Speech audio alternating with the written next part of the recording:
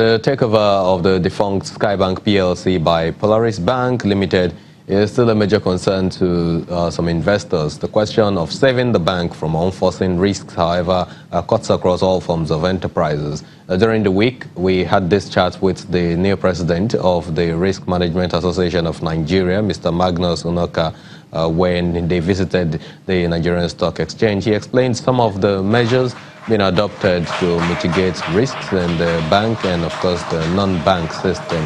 He went further to explain some new developments around certification and how the oil and gas sector is now also being carried along with other segments of the economy. Let's listen to that interview. One, I will have to say risk management is very dynamic. And the risk we faced yesterday are not likely to be the risk we are facing today in terms of how they impact our environment and our business. So as the new president of RIMAN, essentially, first I would say I have to continue from where my predecessors stopped because they have also done a good job. And what are we going to do differently? What we're going to do differently is also expanding this sphere of risk management in our society. Today, a lot of people see risk management as something limited to financial services. But what we're saying is not. It goes beyond financial services, and that's one of the things we're going to make sure that we promote strongly. And we started doing this already. As you may be aware, we are already doing certification program in risk management. And we're also collaborating with some higher institutions in Nigeria to see how we can start building the right risk culture, even among the young ones when they are still in the universities. So one of the things you're going to see in my regime is trying to build the right risk culture from the lower level. So it wouldn't be something that you're going to see when you start working. It's something you can see even when you are a student. So that's one of the things we're going to see. And of course also working closely with the various regulators. We also want to make sure that we have the right risk management framework. We promote the right risk management culture in institutions through the various risk management frameworks. We're able to work closely with regulators and put in place for a safe environment. The risk management is becoming emphatically significant across sectors, across enterprises in Nigeria, not just in the banking system. But in terms of the banking system, a case in time is that of Skybank. What would have been the right mitigants to put in place to checkmate this level of losses that we have now seen in that bank? The right mitigants will still be a very strong risk management environment and culture, promoting the right risk management governance. The CBN is doing their best in trying to get this done. But you see, CBN won't be everywhere at a point in time. So for institutions, making sure you have the right board. You have a very strong board that will make sure that the interests of all stakeholders are protected.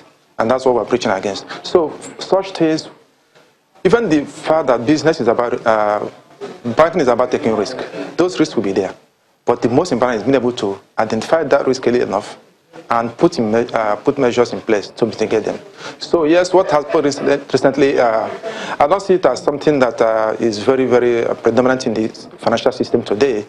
I think it's something that has been there for a while. But I think the regulators at a point had to take a decision to cut and move over, because there have been a lot of remedial measures, as we know, but at a point in time, they need to take more drastic actions to put the institution right on track. At the last risk management meeting you had in Lagos, you had operators drawn from all walks of life. But how much of those operators from different fields are now represented on the board of RIMAN, that's the Risk Management Association of Nigeria? Today, we already have people who are non-bankers represented in both the board, trustees, and executive council members. I can tell you that the treasurer is an executive, chief executive in an oil and gas company. I can also tell you we have people in the consulting firms, and we also have people from regulators. We have members and staff of CBN, NDIC playing very prominent roles in both the executive and the council board of trustees. So the whole idea is to expand the space such that no matter whatever you are in the risk sector, manufacturing, whatever you are, you see risk management as the only way to promote business and get the right things done. So we want to be sure that we are there for a long time. And the only way we can do that is by imbibing the right risk management culture and practices. Is there a possibility of having a harmonized risk management framework that will course across the different sectors that we have, oil and gas, and the banking system, financial services, insurance, the non-banking sectors generally? Yes, it is possible. And the certification we're doing today, the examination is patterned to cut across every sector of the economy, no matter wherever you are.